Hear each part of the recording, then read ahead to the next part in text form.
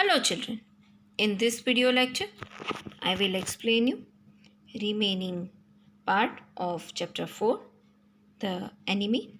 This is our concluding part, part 4. In previous part 3, we have seen that in last that messenger had come to call Sadao from the general's palace. Hana got worried. At that moment, Sadao was reading a book and he asked the messenger what was the matter. And he said the general was not well, so he called you. Now we'll see further.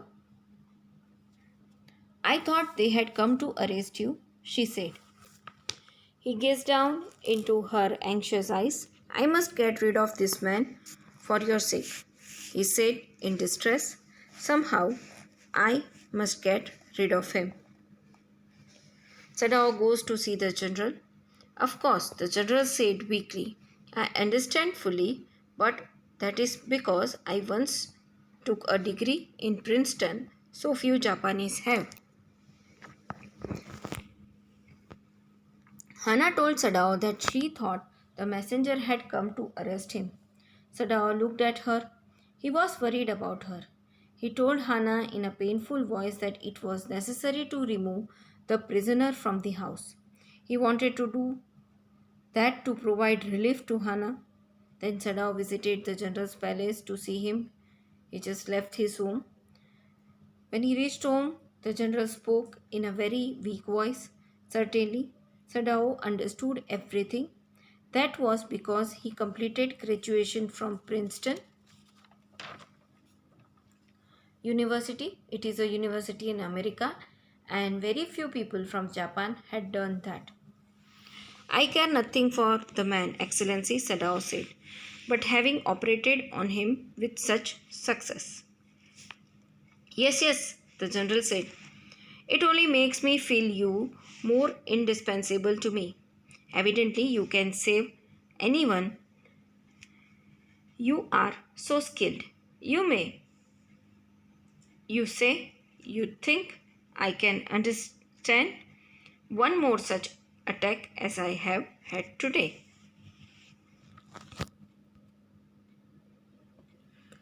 Sadao told the general that he was not bothered about the man, but after doing a successful operation, Sadao had told general everything about that white man, so that the general told that now he was feeling that nobody could replace Sadao.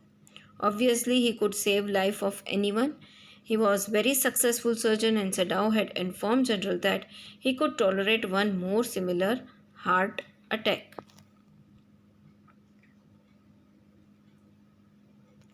Not more than one, Sadao said. Then certainly I can allow nothing to happen you, the general said with anxiety. His long, pale Japanese face became expressionless, which meant that he was in deep thought. You cannot be arrested, the general said.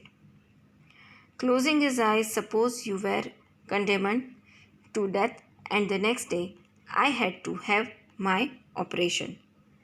There are other surgeons, Excellency, Sadao suggested. Sadao told that general could tolerate only one more such heart attack. The general replied that in such situation he would not allow anything to happen to Sadao. General was worried about himself. The pale colored face of the general did not show any expression, which means he was thinking. The general closed his eyes and told that Sadao could not be arrested. Suppose he was given death punishment and next day he needed to have an operation. Sadao said that there were other surgeons in Japan.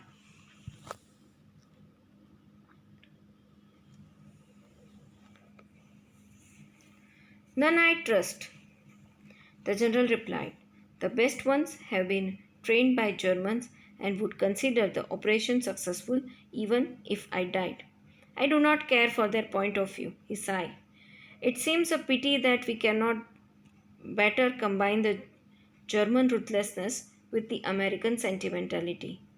Then you could turn your prisoner over to execution, and yet I could be sure you would not murder me while I was unconscious. The general laughed. He had an unusual sense of humor. As a Japanese, could you not combine these two foreign elements? He asked. The general said that he did not believe any other surgeon. They were trained in Germany. They thought that an operation is successful even if the patient dies during operation. The general took a deep breath and said that he did not believe in the opinion of other surgeons. He further said that it was said that they were not able to combine determination of Germany and emotions of America. General was speaking continuously and suggested Sadao that they could have handed over the prisoner for punishment. And further, General told Sadao that he could be confident that he would not kill him when he was unconscious. After saying those words, the general laughed, and his sense of humor was unusual. He asked Sadao if he could combine aspects of these two foreign countries. Sadao smiled. I am not quite sure, he said, but for your sake, I would be willing to try, Excellency. The general shook his head. I had rather not be the test case, he said. He felt suddenly weak and overwhelmed with the cares of his life as an official in times such as this when repeated victory brought great responsibilities all over the South Pacific. It is very unfortunate that this man should have washed up on your doorstep, he said irritably. I feel it so myself, Sadao said gently. Sadao smiled and said that it was not sure about it. He further said that for the benefit of General he was ready to make an attempt. General denied by saying that he did not want anybody to experiment on him. General started feeling weak. He felt that taking care of his health in such time was a burden. This was the time when victories of Japanese forces in the South Pacific region brought more responsibilities on him. The general said it was a bad luck that the man reached Sadao's house through the sea, and Sadao said that he also felt that it was his bad luck.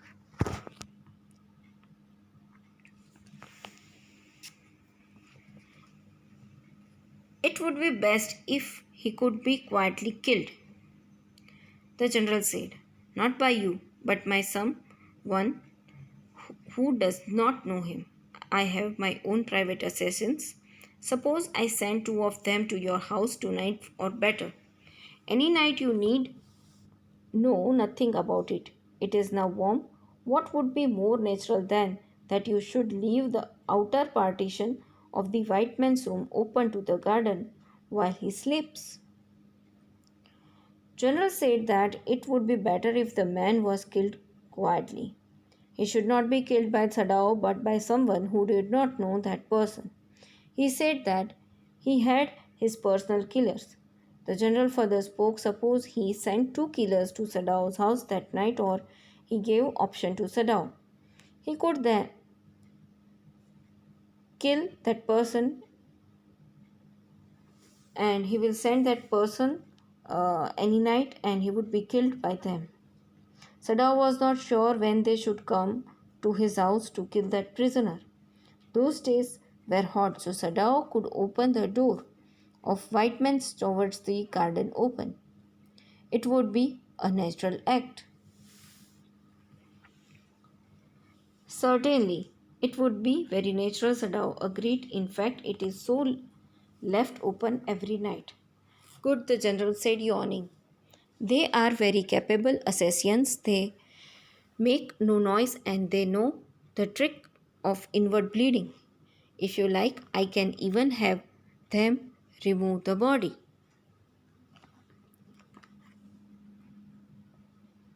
Sadao agreed and said that it would look so natural. In fact, they used to keep the door open.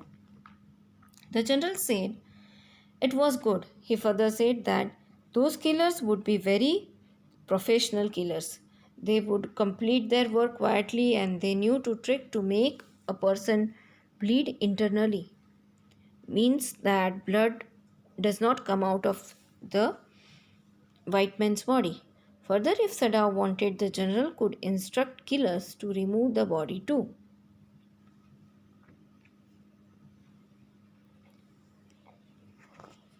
Sadao considered that perhaps would be the best. Excellency, he agreed, thinking of Hana. He left the general's presence, then went home and thinking over the plan. In this way, the whole thing would be taken out of his hands.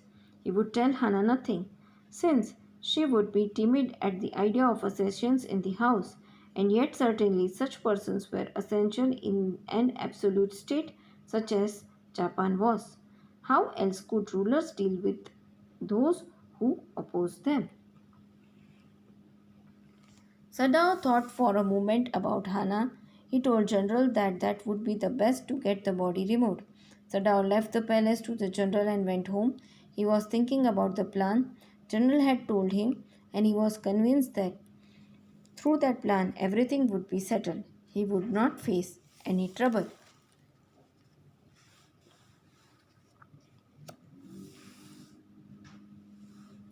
Sadao thought that he would not tell anything about that plan to Hana. She would get afraid. At that mention of killers getting into the house, but such persons needed to be in an autocratic country.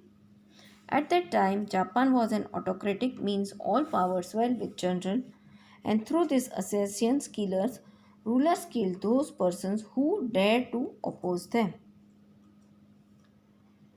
He refused to allow anything but reason to be the atmosphere of his mind. As he went into the room where the Americans was in bed, but as he opened the door, to his surprise, he found the young man out of bed and preparing to go into the garden. Sadao decided that he would think logically. He would not allow any other thought to come to his mind. He went into the room where the American was sleeping on the bed. When Sadao opened the door, he was surprised. He noticed that the prisoner was out of his bed. He was getting ready to go to the garden.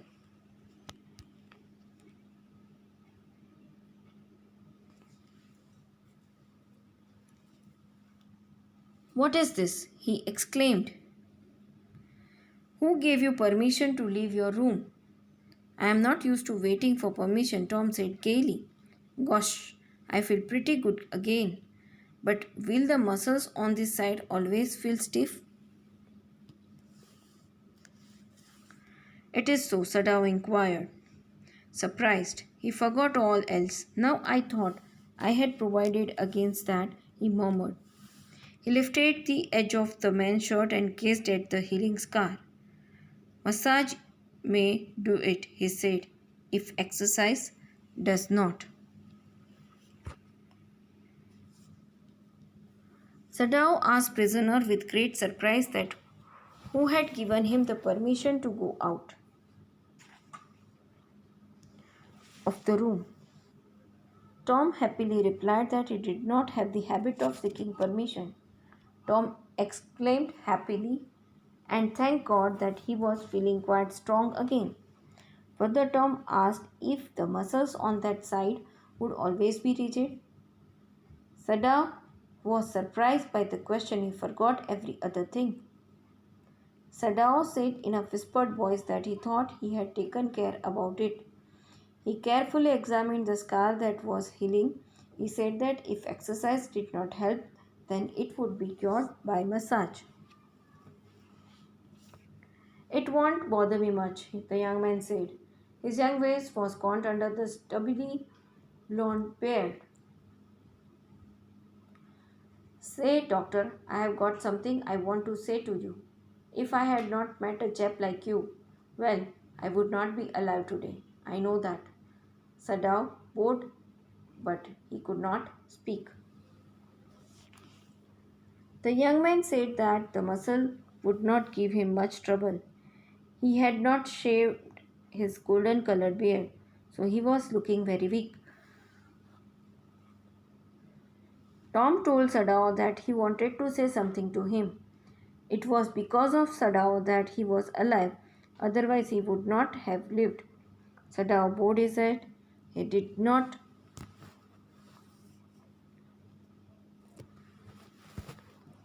speak anything. Sadao suddenly remembered about the killers. They would come to kill Tom.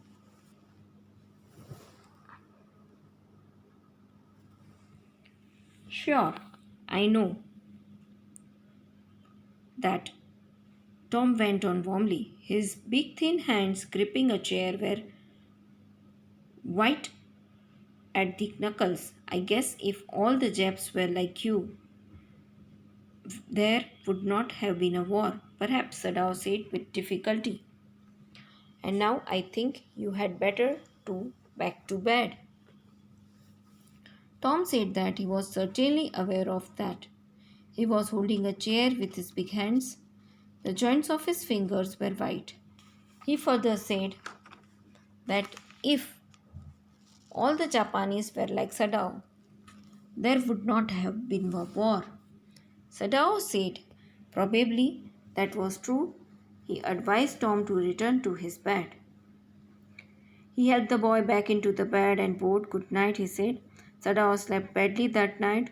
Time and time again he woke thinking he heard the rustling of footsteps, the sound of a twig broken or a stone displaced in the garden, a noise such as men might make who carried a burden.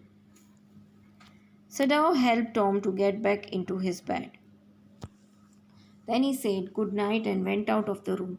Sadao could not sleep properly that night. Many times he woke up in the night. He thought he heard a sound of footsteps, sound of breaking of a branch of a tree, and sound of shifting stones in the garden. Or knives that would be made were carrying a load. This all was his imagination.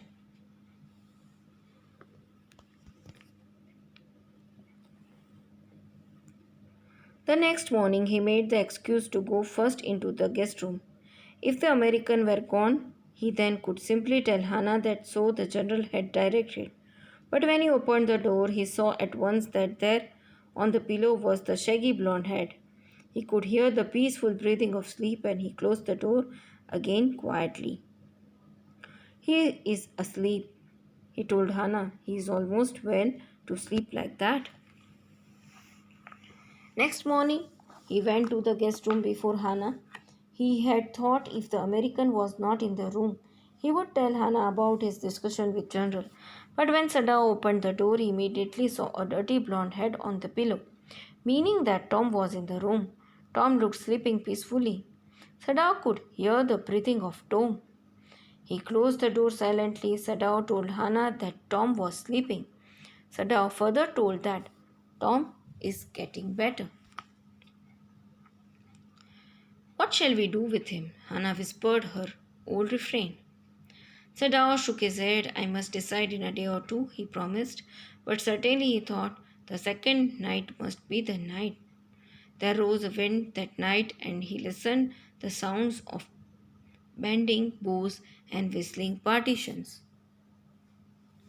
Hannah once again asked the same question, that what they would do with Tom. Sadao promised Hannah that he would certainly decide within 2 days.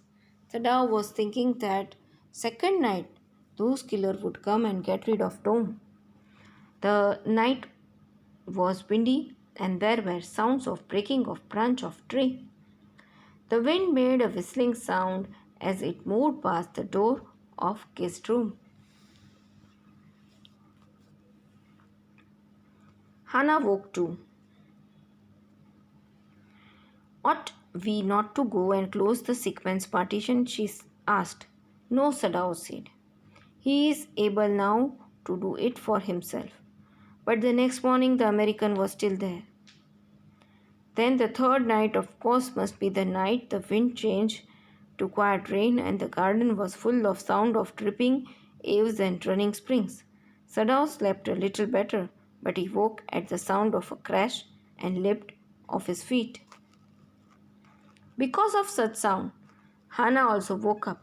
She suggested to Sadao that they should go out and close the partition, the door of the guest room. Tom was sleeping in that bedroom, and Sadaf replied that Tom could close the door himself.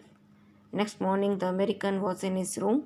Sadaf thought of the third night that assassin would surely come. That night it was raining and there was no wind.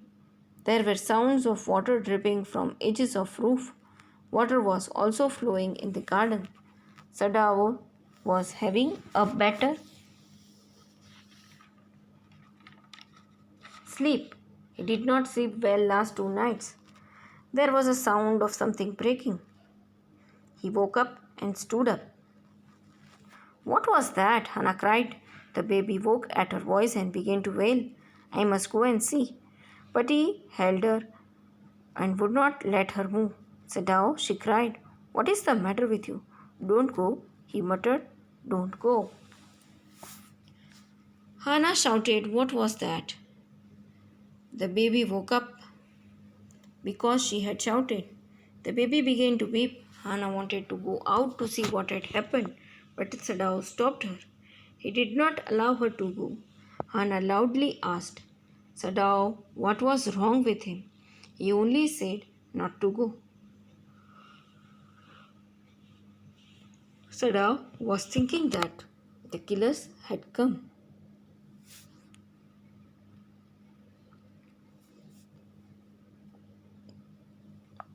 His terror infected her and she stood breathless, waiting. There was only silence. Together, they crept back into the bed, the baby between them. Because Sada was afraid, Hannah also became afraid. She could not got out. She just stood in the room. Nobody spoke anything. Finally, they both went to the bed and the baby was sleeping between them. Yet, when he opened the door of the guest room in the morning, there was the young man. He was very gay and had already washed and was now on his feet. He had asked for a razor yesterday and had shaved himself, and today there was a faint color in his cheeks. I am well, he said joyously. In the morning, Sada opened the door of the guest room. Tom was still in the room. He looked happy. He had already taken a bath. He was standing in his room and he had taken a razor the previous day. He had shaved his beard and that day his face looked less yellow. He happily said that he was feeling better. Sada drew his kimono around his weary body and he could not, he decided suddenly, go through another night. It was not that he cared for this young man's life. No, simply it was not worth the strain. Sadao wrapped his kimono around his sleepy and tired body. He suddenly realized that he did not want to spend one more night waiting for the killers to arrive. He was not bothered about his life of the young man. The weight was putting a lot of tension on him. You are well, Sadao agreed. He lowered his voice. You are so well that I think if I put my boat on the shore tonight with food and extra clothing in it, you might be able to row to that little island not far from the coast. It is so near the coast that it has not been worth fortifying. Nobody lives on it because in storm it is submerged. But this is not the season of storm. You could live there until you saw a Korean fishing boat passing by. They may quiet near the island because the water is many fathoms deep there. Sadao agreed with the man and told him that he was well now.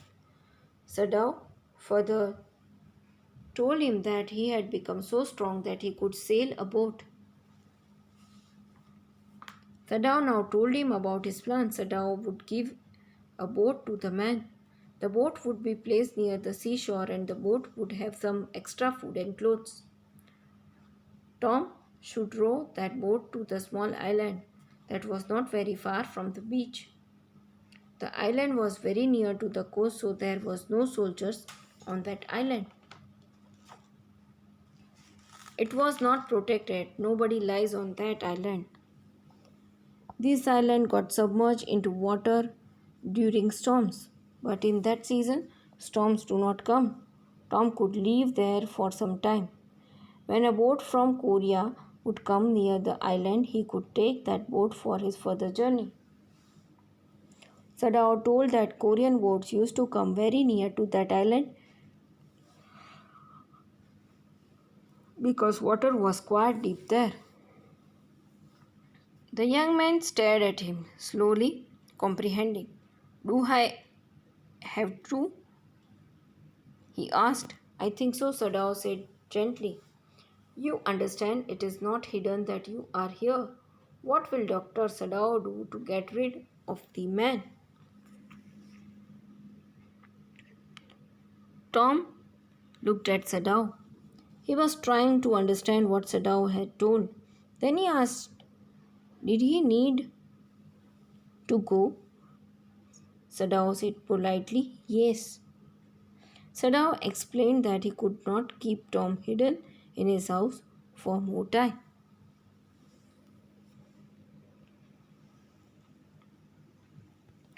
The young man nodded in perfect comprehension. Okay, he said simply. Sadao did not see him again until evening. As soon as it was the dark, he had dragged the stout boat down to the shore and in it he put food and bottled water that he had brought secretly during the day as well as two quills he had brought at a pawn shop. The boat he tied to a post in the water for the tide was high. There was no moon and he worked without a flashlight. The man nodded as if he had understood everything. He said, okay. Sadao did not meet Tom during that day. When evening came, Sadao pulled his strong boat near the shore and he put some food, water, and two quills in it. He had purchased these items during the daytime from a small shop. There were high waves in the sea, so Sadao had tied the boat to a pole. It was a no moon night, and Sadao did all this without a lie. When he came to the house, he entered as though he were just back from his work, and so Hana knew nothing. Yumi was here today, she said as she served his supper. Though she was so modern, still she did not eat with him. Yumi cried over the baby, she went on with a sigh. She misses him so. After completing these works, he came back to his house as he acted as if he had came back from his normal work. So Hana did not know about the arrangements Sadao had made. Hana served dinner for Sadao. Though she was modern, she did not eat with her husband. Hana told Sadao that Yumi had come to the house. Yumi cried a lot for the baby. Yumi missed the baby so much. The servants will come back as soon as the foreigner is gone, Sadao said. He went into the guest room that night before he went to bed himself and checked carefully the American's temperature, the state of the wound, and his heart and pulse. The pulse was irregular, but that was perhaps because of excitement.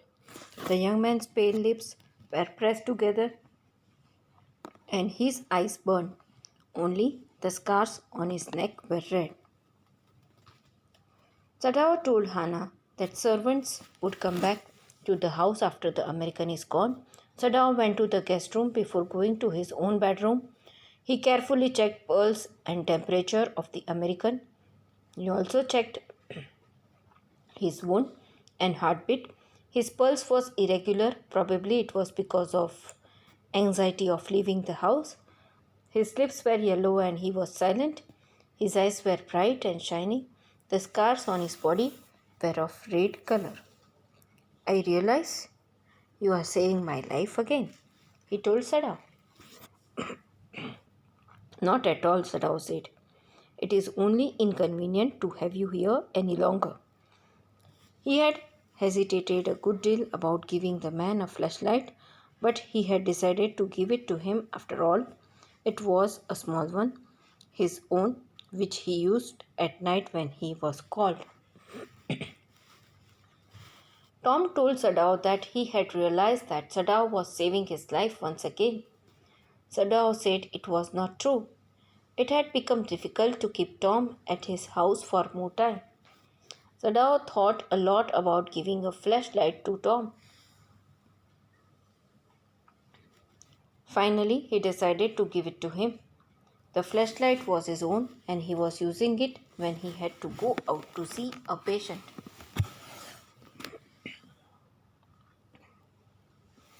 If your food runs out before you catch a boat, he said, signal me two flashes at the same instant the sun drops over the horizon. Do not signal in darkness, for it will be seen. If you are all right but still there, signal me once. You will find fresh fish, easy to catch, but you must eat them raw. A fire would be seen. Okay, the young man breathed.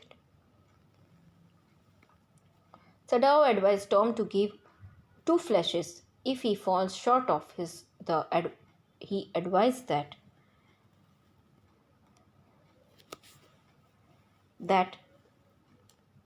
give only two flash. When his food before catching a Korean fish was fall short of. He even advised that he should not give flashes in the night, otherwise he would be noticed. He should give flash in the evening. Sadao advised Tom that he should give one flash if he was all right at the island. He told Tom that he would be able to catch fish at the island, but he should eat those things without cooking. Because if he ignited a fire for cooking, it would be noticed. The young man said, okay.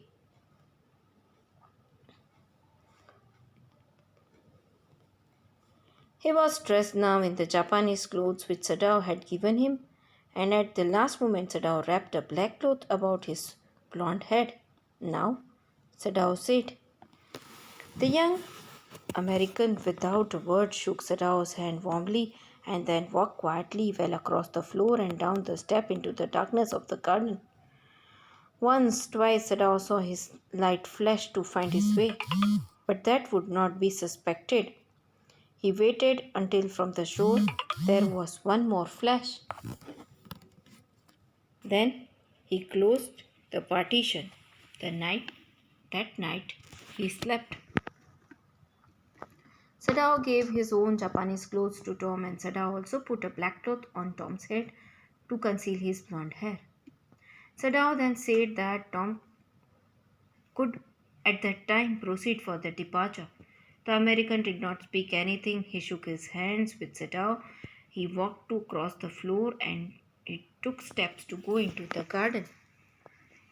It was dark in the garden.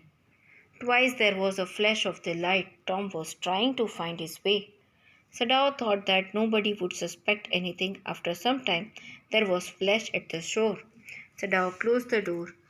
He had a good sleep that night.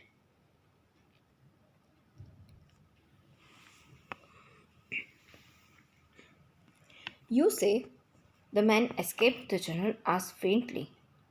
He had been operated upon a week before, an emergency operation to which Sadao had been called in the night. For 12 hours, Sadao had not been sure the general would live. The gallbladder was much involved, and then the old man had begun to breathe deeply again and to demand food. Sadao had not been able to ask about the assassins. So far as he knew, they had never come. The servants had returned, and Yumi had cleaned the guest room thoroughly and had burned sulfur in it to get the white man smell out of it. Nobody said anything, only the gardener was cross because he had got behind with his chrysanthemums. But after a week, Sadao felt the general was well enough to be spoken to about the prisoner. The general confined the Sadao told him the person had escaped. Sadao had informed general that the person ran away from his house. 7 days ago, the general was operated and Sadao was called him at his home in the night up to 12 hours from completion of operation. Sadao was not sure if the general would be alive. His gallbladder had a problem, but after some time the general started breathing heavily. He was feeling hungry, so he asked for food. Sadao did not have the courage to ask general about the killers. He knew that they had not come. Servants had returned to the house. Yumi had cleaned the whole house. She burnt sulfur in the guest room. This was to remove smell of the American from the guest house. Nobody said anything. Nobody it means nobody was talking about the white man. Only the gardener was angry because he was not able to grow chrysanthemums, the special flowers which grow during that time. And after 1 week, General had improved his health, so Sadao thought that he should inform General about the prisoner.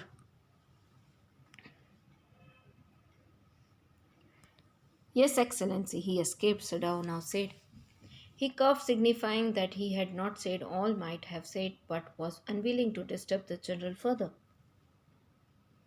But the old man opened his eyes suddenly. That prisoner, he said with some energy, did I not promise you I would kill him for you? Sadao told that the prisoner had escaped, and after saying this, he coughed a bit. This meant that he wanted to say something more, but he did not want to disturb the general. The old general suddenly opened his eyes, and the general asked Sadao if he had promised to get the prisoner killed. You did, Excellency, Sadao said. Well, the old man said in a tone of amazement. So I did. But you see, I was suffering a good deal. The truth is, I thought of nothing but myself. In short, I forgot my promise to you. I wondered, Your Excellency, Sadao murmured. Sadao said yes. The old man's voice was full of surprise. He said that even he remembered it, but he was sick. He had been thinking only about himself. He forgot his promise. Sadao told in a very low voice that he was surprised when assassins did not come. It was certainly very careless of me, the general said, but you understand it was not lack of patriotism or dereliction of duty. He looked anxiously at his doctor. If the matter should come out, you would understand that, won't you? Certainly, Your Excellency, Sadao said. He suddenly comprehended that the general was in the palm of his hand and that was consequence he himself was perfectly safe. I can swear to your loyalty, Excellency, he said to the old general, and your zeal against the enemy. General told Sadao that he was certainly careless in that matter, but he further told and requested Sadao to understand that it was not because of lack of love of his country, it was not because he neglected his duty. If that matter was brought up again at any time, he should remember that. Sadao replied to the general that he would remember that, and Sadao suddenly realized that the general was now under his control. And Sadao himself was safe, and Sadao promised to the general that he would always remember that, and he promised his loyalty to the general. Sadao promised that by the passion of the general towards enemies. You are a good man, the general murmured, and closed his eyes. You will be rewarded. But Sadao, searching the spot of black in the twilight sea that night, had his reward. There was no prick of light in the dusk. No one was on the island. His prisoner was gone, safe, doubtless, for he had warned him to wait only for a Korean fish boat. General told Sadao that he would get a reward because he was a good person. The general whispered that sentence and then closed his eyes to sleep. That evening, Sadao looked at the dark sea in the evening. He waited till the sun started setting. He did not see any flashlight. Sadao considered that as a reward. At that time, no one was on the island. The prisoner had gone safely and certainly because of Sadao had advised him to travel only in the Korean fishing boat. He stood for a moment on the veranda, gazing out of the sea from whence the young man had come that other night. And into his mind, although without reason, there came other white faces he had known. The professor at whose house he had met Hannah, a dull man, and his wife had been a silly, talkative woman, in spite of her wish to be kind. He remembered his old teacher of anatomy, who had been so insistent on mercy with the knife, and then he remembered the face of his fat and slattering landlady, and he had great difficulty in finding a place to live in America because he was a Japanese. The Americans were full of prejudice and it had been bitter to live in it, knowing himself their superior. How he had despised the ignorant and dirty old woman who had at last consented to house him in her miserable home. He had once tried to be grateful to her because she had in his last year nursed him through influenza, but it was difficult for she was no less repulsive to him in her kindness. Now he remembered the youthful, haggard face of his prisoner, white and repulsive. Strange, he thought. I wonder why I could not kill him. Sadao stood in the veranda of his house for some time. He was looking at the sea from where the young person had come some night before. Without any cause, he started remembering other white persons known to him. He recalled the professor at house he had met where he had met Anna, and the professor was a boring person. His wife wanted to be a kind person, but actually she was foolish and talked a lot. Sadao remembered his previous teacher of anatomy. The teacher was very firm that one should understand anatomy before using knife for operation. He remembered his fat and careless lady owner of his rented house in America. Because Sadao was Japanese, he had great difficulty in finding a house to live in America. The Americans had an unfavorable opinion about Japanese, meaning that Americans did not like Japanese. Sadao thought that Japanese were better than Americans, so it was tough to live in America. Sadao hated the rude and dirty lady. She had finally agreed to rent her poor house to Sadao. Sadao tried to be thankful to the landlady during last year of his study. Sadao suffered from his influenza and she had taken care of him during his sickness. But even while she was kind to him, Sadao disliked her. At the same time, Sadao remembered the young and sick face of his prisoner. Sadao disliked him. Sadao thought it was very strange that he could not kill the prisoner. Now, children, here is the ending of the story. We have seen that as a doctor, Sadao had saved the prisoner as well as a good person. He had saved him and gave his vote and gave him a chance to escape from the Japan. Now here in further slides I have given you all the textual question answers, children. Please write it down in your notebook and learn well.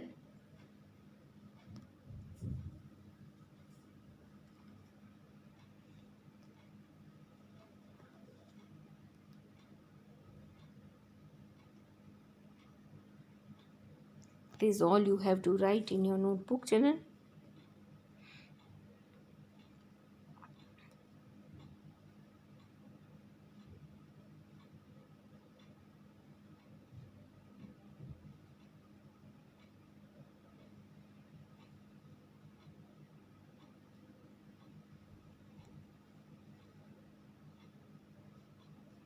Thank you.